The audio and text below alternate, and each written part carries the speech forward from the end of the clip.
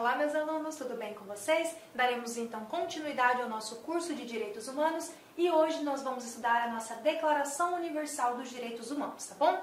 Pessoal, vamos aqui, antes de dar início, conversar rapidinho. Se no seu edital tem a previsão de direitos humanos, dificilmente não vai cair para vocês uma questão tratando aí da Declaração Universal dos Direitos Humanos, tá bom?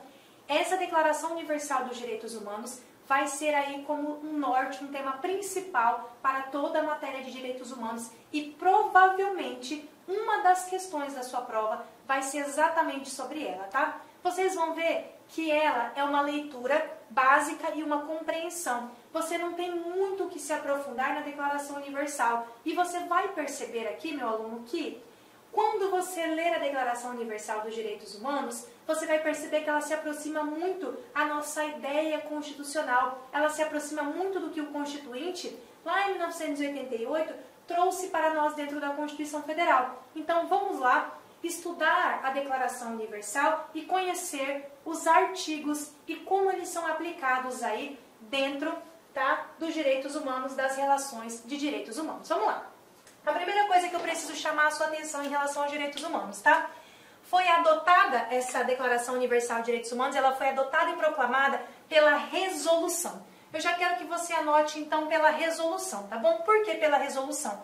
É a Resolução 217-A da Assembleia Geral das Nações Unidas, lá de 1948. Eu quero que você anote que ela foi adotada e proclamada mediante resolução. Por quê? Porque a Declaração Universal de Direitos Humanos ela não foi aí regulamentada mediante tratado ou convenção internacional. Ela foi proclamada mediante uma resolução. Então, a nossa Declaração Universal de Direitos Humanos, ela se dá mediante resolução e não sob tratado e não sobre uma convenção internacional dos direitos humanos, tá bom? É isso aqui que eu quero que vocês prestem bastante atenção para nós iniciarmos o nosso estudo, tá?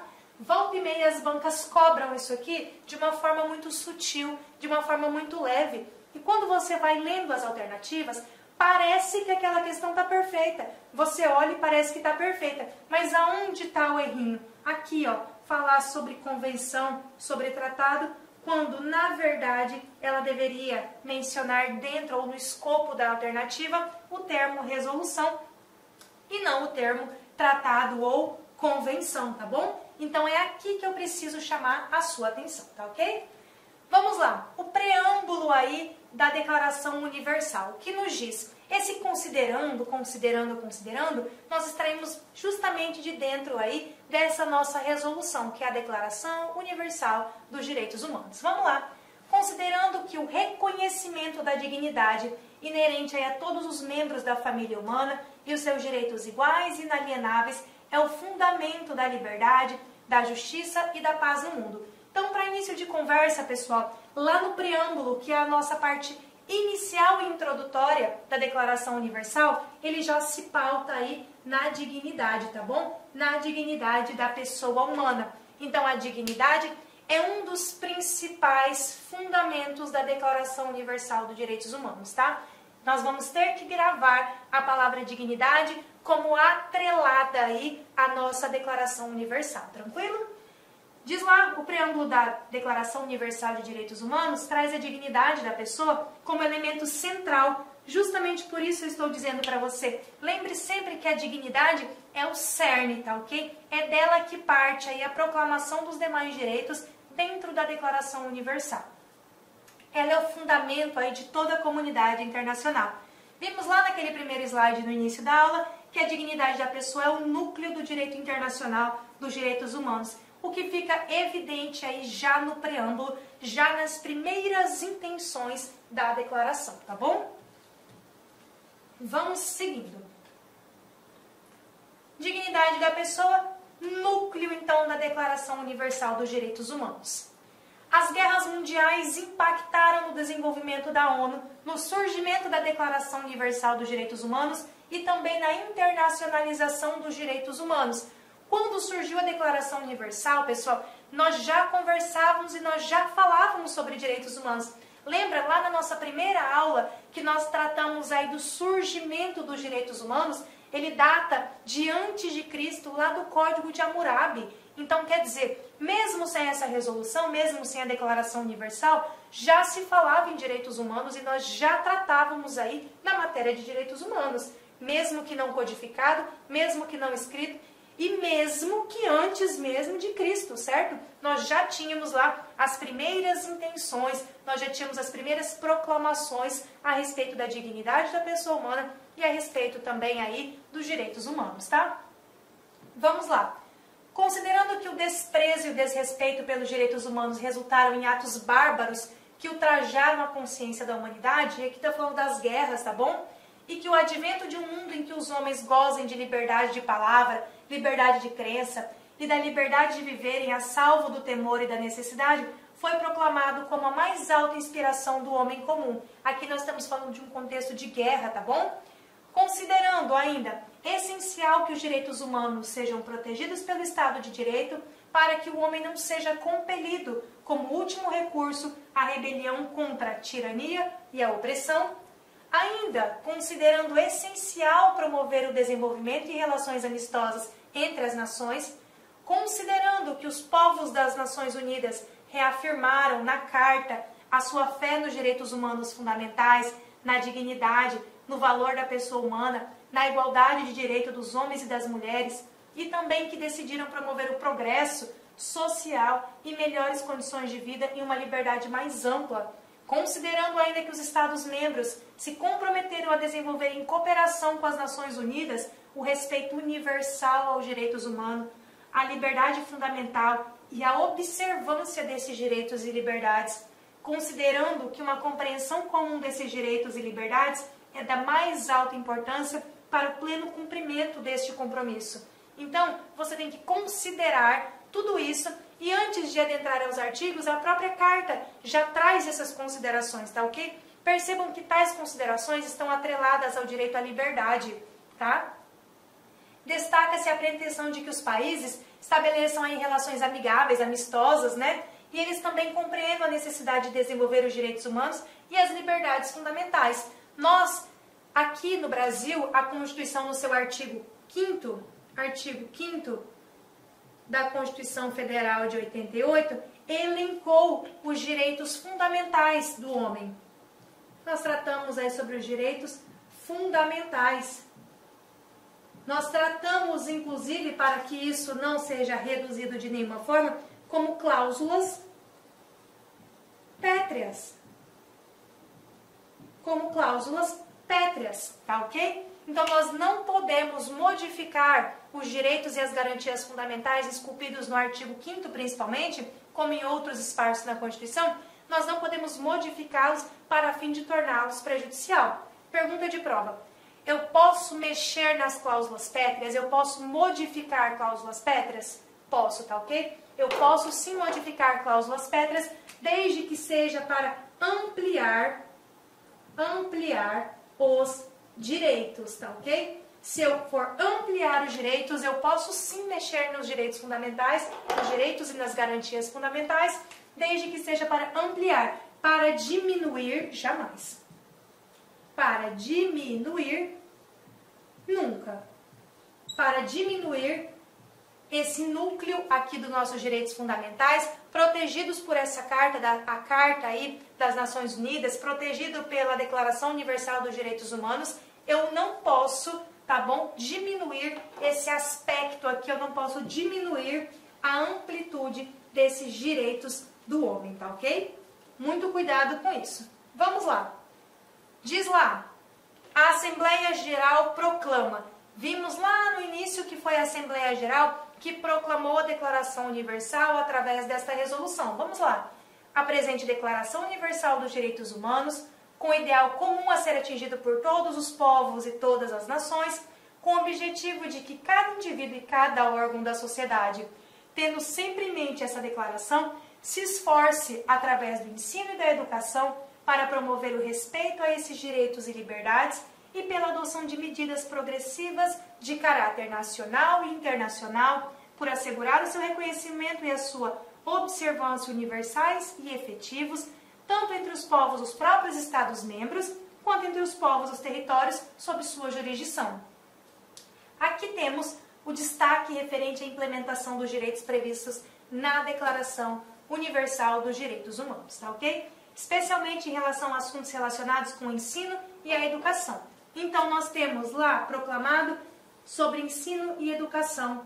O que o ensino e a educação têm a ver com a Declaração Universal dos Direitos Humanos? Essa declaração, feita lá através de uma Assembleia Geral, ela já proclama que o ensino e a educação são vias importantes para que nós tenhamos aí os direitos humanos garantidos, tá ok? Então lembre sempre que para se perfazer a ideia dos direitos humanos, necessário se faz o ensino e a educação, conforme temos aí na declaração, tá ok?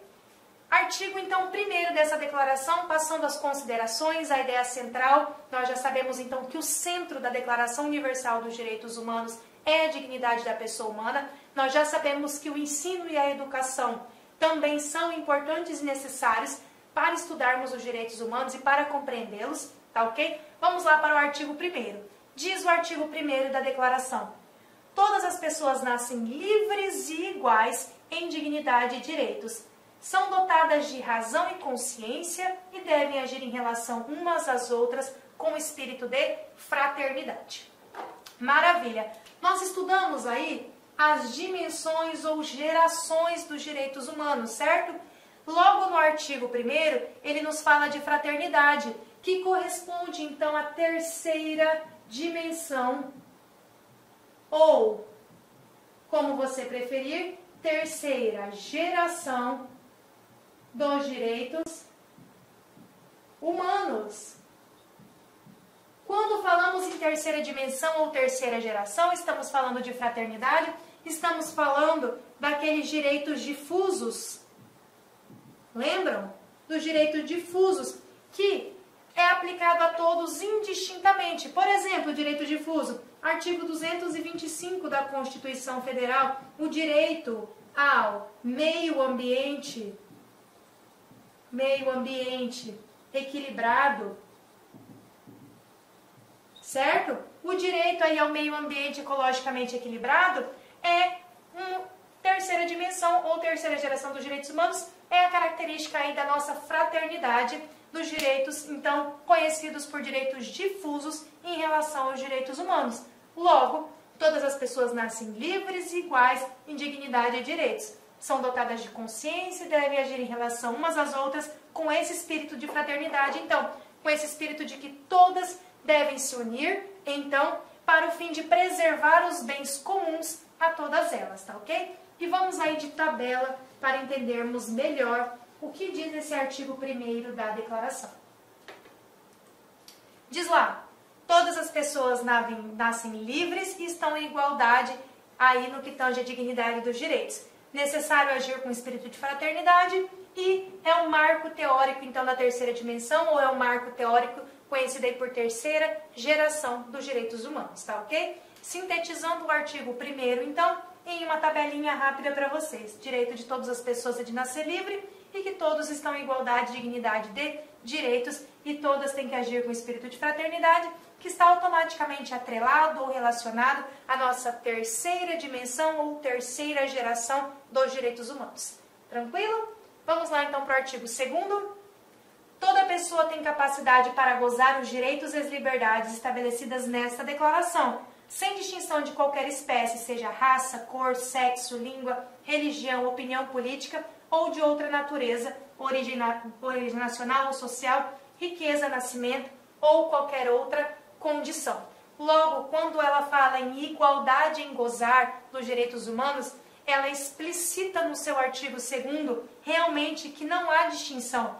Além da declaração dizer sem distinção de qualquer natureza, ela ainda te explica, ela ainda dá uma nota explicativa, por exemplo, quais seriam essas distinções que não existem. Ou seja, ela fala raça, cor, sexo, língua, religião e assim sucessivamente. Então, além dela já explicitar sem distinção, ela ainda coloca um adendo, um a mais, falando aí das principais distinções que porventura acontecem, tá bom? Vamos lá. Toda pessoa, então, tem a capacidade para gozar dos direitos e liberdades, tá ok? E deve ser resguardada aí a não discriminação de raça, cor, sexo, língua, religião, opinião política, origem, condição social ou qualquer outra discriminação que porventura ela não explicitou, tá ok? O rol aqui é meramente exemplificativo. Vamos lá, artigo 3º. Toda pessoa tem direito à vida, à liberdade e à segurança pessoal. Temos o destaque de direitos, então, de primeira dimensão, quais sejam vida, liberdade e segurança, tá ok? Dentre as dimensões, o artigo 3º trata aí da primeira dimensão, ou conhecido por primeira geração dos direitos humanos. Primeira dimensão ou primeira geração dos direitos humanos, tá? O que é a primeira dimensão ou a primeira geração? Nós tínhamos, então, um Estado que deveria se abster de determinados atos, logo nós chamávamos isso aí de efeitos negativos ou efeitos de abstenção do Estado, né? E depois, numa segunda dimensão ou segunda geração, nós tínhamos então um Estado prestacionista, que nós chamávamos então de positivo, o Estado fazendo algo. E por fim, a terceira dimensão ou terceira geração, nós tínhamos a ideia então de fraternidade. Logo aqui nós temos aqui, primeira dimensão ou geração, a liberdade. Tá ok? Nós temos então a liberdade, consagrando as dimensões dos direitos humanos. Vamos lá, direitos humanos essenciais, então, segundo a Declaração Universal, vida, liberdade e segurança. São aí os direitos humanos essenciais, conforme a Declaração Universal dos Direitos Humanos. Vida, liberdade e segurança, portanto. Artigo 4º, ninguém será mantido em escravidão ou servidão. A escravidão e o tráfico de escravos serão proibidos em todas as suas formas, tá bom? E percebam que apesar dessa proibição, a nossa Constituição Federal, ela demorou bastante para inserir um artigo especificadamente no que tange aí a essa escravidão, tá ok? Demorou muito. Claro que o combate à escravidão, ele acontece há muito tempo, mas o texto constitucional demorou muito para se aprimorar no que tange a isso. Logo, a escravidão e a servidão, bem como o tráfico de escravos, ele é proibido em todas as suas formas, tá bom? Isso é o que está lá na Declaração Universal, e é claro que os países signatários e que aderiram à Declaração Universal dos Direitos Humanos, eles fazem normas internas, sejam elas na Constituição ou em leis infraconstitucionais, para combater, então, a escravidão e a servidão, tá bom? Artigo 5º. Ninguém será submetido à tortura, nem a tratamento ou castigo cruel, desumano ou degradante. Isso está na Declaração Universal, e aí você que estuda já há um tempo, fala, professora, mas nós temos aqui no Brasil a lei de tortura. Exatamente, nós extraímos o mandamento da Declaração Universal dos Direitos Humanos e nós, no nosso ordenamento interno, editamos uma legislação própria vedando aí a tortura. E dentro dessa legislação tem exatamente esse texto, dizendo que ninguém será submetido à tortura, nem a tratamento ou castigo cruel, desumano ou degradante, tá ok? Além disso, nós temos esta previsão também no texto da Constituição da República Federativa do Brasil de 88. A mesma previsão da Declaração Universal temos então inserida na nossa Constituição Federal. Vamos lá. Ninguém será mantido ou submetido, e quando eu falo mantido, é mantido em escravidão ou servidão, ou submetido à tortura, tratamento ou castigo cruel, desumano ou degradante. Então, quando eu falo manter, é em escravidão ou servidão. Submetido, então, é a tortura, tratamento ou castigo cruel, desumano ou degradante, tá ok? Manter, então, é escravidão e servidão. Submeter é tortura, tratamento, castigo, desumano ou cruel, desumano ou degradante. Cuidado com isso. Essas pequenas pegadinhas, quando a sua banca quer fazer uma pegadinha com você, ela pode mudar. Ela pode falar, ninguém será submetido à servidão. Geralmente, o submetido, apesar de ser muito técnico, o submetido é a tortura, tratamento ou castigo cruel, desumano ou degradante. E o mantido, aí sim é escravidão, aí sim é servidão, tá bom? Os artigos 6 e 7 tratam aí do princípio da igualdade pelo viés formal. Vamos lá. Toda pessoa, no sexto, tem o direito de ser, em todos os lugares, reconhecida como pessoa perante a lei. 7. Todos são iguais perante a lei, têm direito sem qualquer distinção à igual proteção da lei. Todos têm direito à igual proteção contra qualquer discriminação que viole a presente declaração e contra qualquer incitamento a tal discriminação, beleza?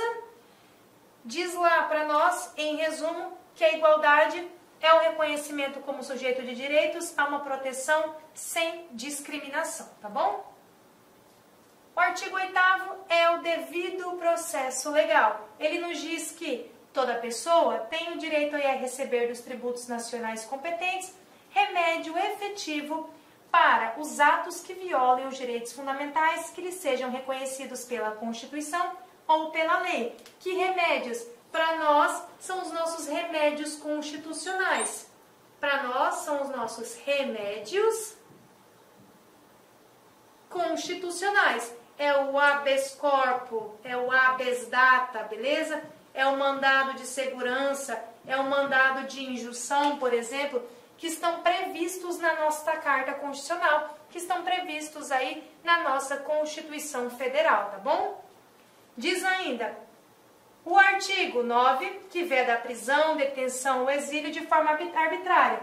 Diz que ninguém será arbitrariamente preso, detido ou exilado. Cuidado, ninguém será arbitrariamente, por força de lei, por força judicial, aí ó, ok, beleza. Agora, ninguém será arbitrariamente preso, detido ou exilado. Aí sim, tranquilo? O nosso artigo 9º preconiza que ninguém será preso, detido ou exilado arbitrariamente.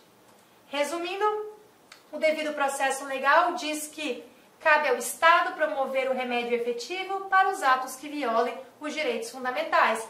E ele aí veda a prisão, a detenção e o exílio arbitrários. Tranquilo? Arbitrários.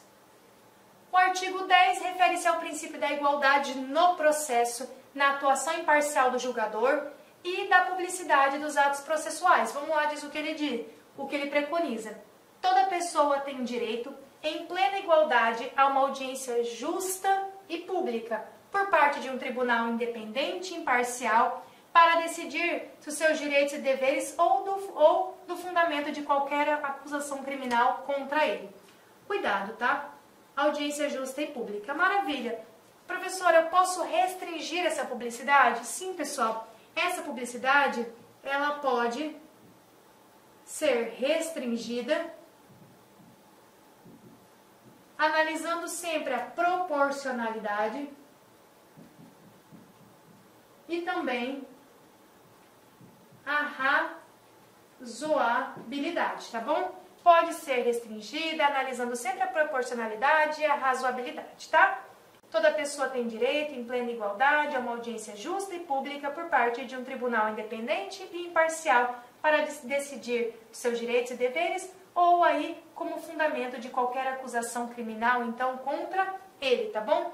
Essa audiência é justa e pública, podendo ser restringida sim essa publicidade, desde que eu esteja atenta ao princípio da proporcionalidade, ao princípio da razoabilidade, tá bom?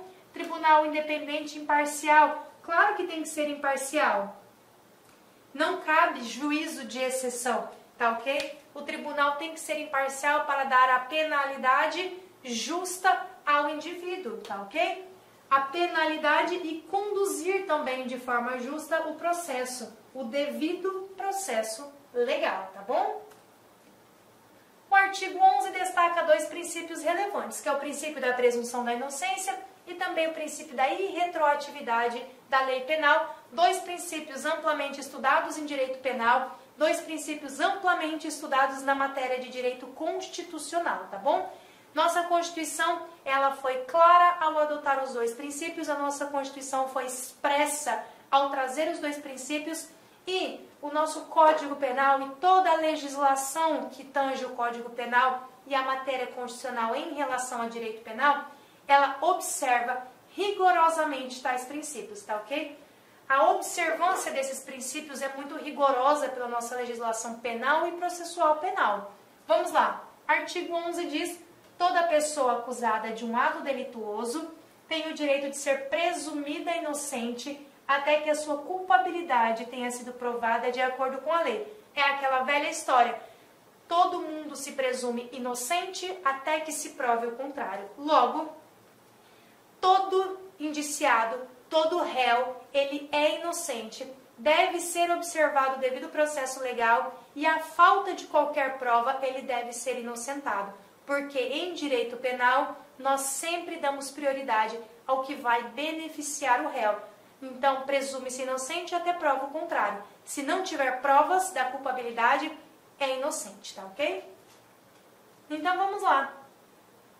Toda pessoa acusada de um ato delituoso tem o direito de ser presumida inocente até que a sua culpabilidade tenha sido provada de acordo com a lei, em julgamento público no qual lhe tenham sido asseguradas todas as garantias necessárias à sua defesa. O direito de defesa, então, sempre tem que ser observado. Diz ainda que ninguém pode ser culpado por qualquer ação ou omissão que, no momento, não constitua delito. Que princípio é esse? Princípio da irretroatividade da lei penal. Lembra que, em matéria penal, para que uma ação ou omissão possa ser considerada criminosa, eu preciso que esta ação ou que esta omissão já tenha previsão formal e material anterior ao fato delituoso na norma penal, seja dentro do Código Penal, seja na legislação extravagante, na legislação esparsa, desde que esteja lá formal e materialmente prevista a conduta e a pena, tá ok? Ou seja, o preceito primário, a minha conduta, também o meu preceito secundário, a minha pena, tá bom? Então diz ainda, tampouco será imposta a pena mais forte do que aquela que, no momento da prática, era aplicável ao ato delituoso. Em direito penal, nós sempre beneficiamos o réu.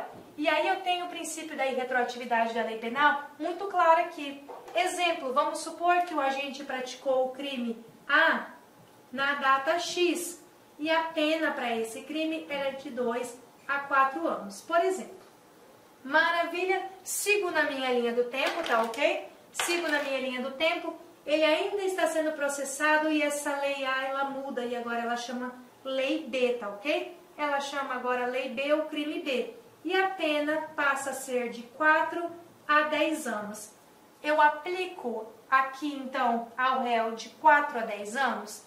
De jeito nenhum. De 4 a 10 anos não, porque eu não posso prejudicar o réu.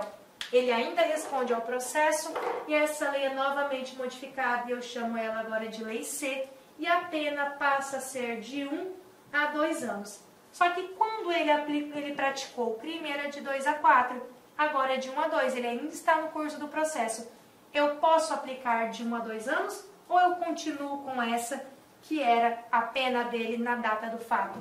Agora eu esqueço de 2 a 4 anos e a pena que eu vou aplicar é de 1 a 2 anos, por ser então mais benéfica ao réu, tá ok?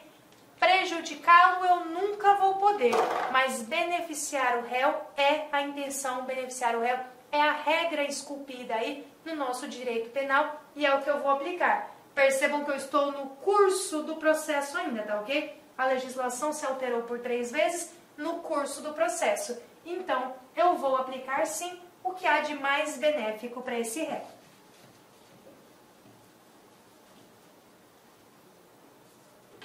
Dando continuidade, 12. Ninguém será sujeito a interferências na sua vida privada, na sua família, no seu lar ou na sua correspondência, nem a ataques à sua honra e reputação. Toda pessoa tem direito à proteção da lei contra tais interferências ou ataques.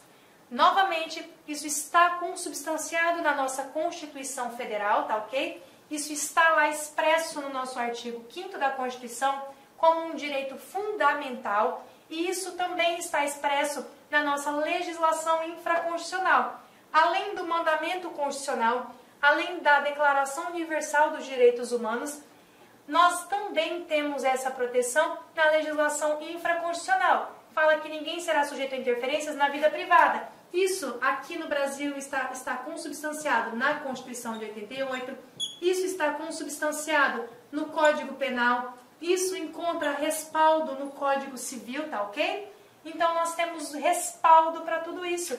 Na sua família, direito aqui à família, Constituição Federal de 88, nós temos crimes contra a família que estão no Código Penal, nós temos proteção da família no Código Civil, tá ok? Ainda em legislações esparsas, no celular ou na sua correspondência. Novamente, direito à correspondência, ao sigilo da correspondência. Está na Constituição, temos um crime no Código Penal, tá ok? Tudo isso vedando aí essa interferência, inclusive na correspondência do indivíduo. Ataques à honra ou à reputação, nós temos crime, isso está previsto na Constituição, no Código Penal, indenização civil por ataques à honra e à reputação.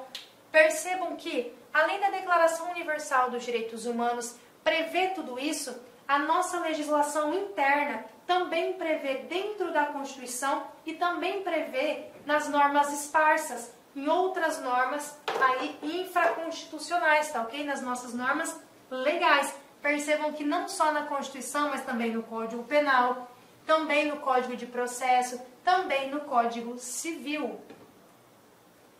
Vamos lá, 13. O artigo 13 da Declaração, por sua vez, evidencia outro direito civil fundamental, o direito à liberdade de locomoção, que é o nosso direito aí, então, de ir e vir. Diz que toda pessoa tem o direito à liberdade de locomoção e residência dentro das fronteiras de cada estado. Toda pessoa tem o direito de deixar qualquer país, inclusive o seu próprio país, tá? Toda pessoa tem o direito, então, de ir e vir, que, novamente, repito, este direito, que é o direito à locomoção, que é o direito de ir e vir, também está consubstanciado aí, tá bom? Dentro da Constituição Federal. Inicialmente eu quero pedir licença para vocês porque atrapalhei os seus estudos, mas essa videoaula é uma videoaula demonstrativa do site LAC Concursos. Eu sou o professor LAC, especialista em concurso público. Somente em 2022, isso mesmo, já tive a oportunidade de ser aprovado em 7 concursos públicos. Eu estou aqui para te ajudar. Gostou dessa videoaula? Quer continuar assistindo? Aliás, quer fazer o nosso curso completaço? Inclusive com Personal Coach, que eu estudo em regime de metas, na qual eu tenho certeza absoluta, se você cumprir todas as nossas orientações pedagógicas, cumprir as nossas metas de estudos lá no dia da prova, no dia 4 de dezembro, salvo engano, né? É isso mesmo, dia 4 de dezembro você vai fazer uma excelente prova para o sócio educativo do Espírito Santo. São 400 vagas, mais cadastro de reserva. Eles vão habilitar milhares de pessoas e muitas pessoas serão convocadas além do cadastro de reserva. Por quê, professor? Porque são 2 anos de validade por mais 2, 4 anos de validade. Professor, quanto custa o curso da LAC Concurso? Apenas 10 parcelinhas de R$30. É isso mesmo, 10 parcelinhas de R$30 você vai ter esse curso super completo, atualizado, atualizadíssimo. Será o melhor investimento de sua vida, o melhor custo-benefício da sua vida, 10 parcelinhas de R$30. Gostou? Então vem comigo, vem estudar aqui na LAC Concurso, tem um link aqui embaixo onde você vai diretamente fazer a sua matrícula no site da LAC Concursos.